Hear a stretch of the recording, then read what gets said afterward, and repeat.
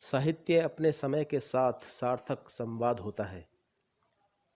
उसे जीवन से अलग नहीं किया जा सकता।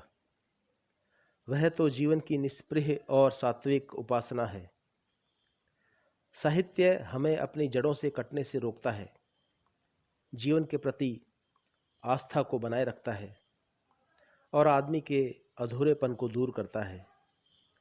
उसका सारा ध्येय मनुष्य के योगक्षेम के लिए होता है।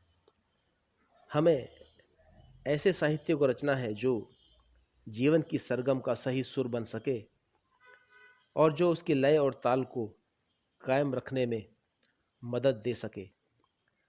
खुशी की बात है कि राज्य के शिक्षक और कर्मचारी ऐसे साहित्य की रचना करने में सक्षम है। इनकी रचनाओं में समाज अपना रूप रंग निरखता है, दर्शन और चिंतन में अपनी ज़मीन की गंध तलाशता है तथा यथार्थ की खुरदरी दीवारों को छूता है। उपरोक्त पंक्तियाँ आमुख के रूप में शिक्षक दिवस प्रकाशन के गद्य विविधा इंद्रधनुष की छटा में तत्कालीन निदेशक माध्यमिक शिक्षा पी.के. गोयल के हैं।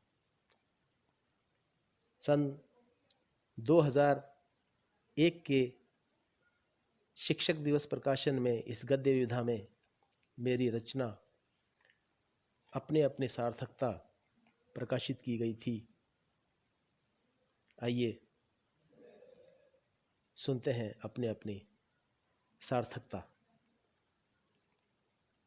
गुल्ली डंडे का सिट्टा, खरपतवार की किस्म, लहलहाती गेहूं की सुनहरी बालियों के साथ चलती हवा का बहाना लेकर बारंबार टकरा रहा था। पकी बाली को भय था कि उसके दाने इस टकराहट से झड़ न जाएं और मिट्टी में मिल न जाएं। हल्की सी खींच के साथ उसने गुल्ली डंडे के सिट्टे से कहा, तुम अनचाहे ही उग आते हो, अभी मुझे दुख दे रहे हो, फिर भार में मेरे साथ तुल जाओगे, फिर किन्हीं कोमल हाथों को तंग करोगे जब वे मुझे पिसवाने से पहले तुम्हें मुझसे अलग करेंगे। मैं तो पिसकर रोटी बनकर किसी भूखे पेट की क्षुधा मिटाऊंगी। तुम्हारी क्या सार्थकता है, क्या महत्ता है? जिस तरह प्रकाश की महत्ता अंधेरे के कारण, मीठे की खारे के कारण, सच की झूठ के कारण, उसी प्रकार मेरे कारण तुम सहजता से उपलब्ध नहीं होती। तुम्हें पाने के लिए जिस शुद्धता तक पहुंचने में मुझे अलग करने का जो श्रम और संघर्ष उस पेट को करना पड़ता है, उसी में मेरी सार्थकता है।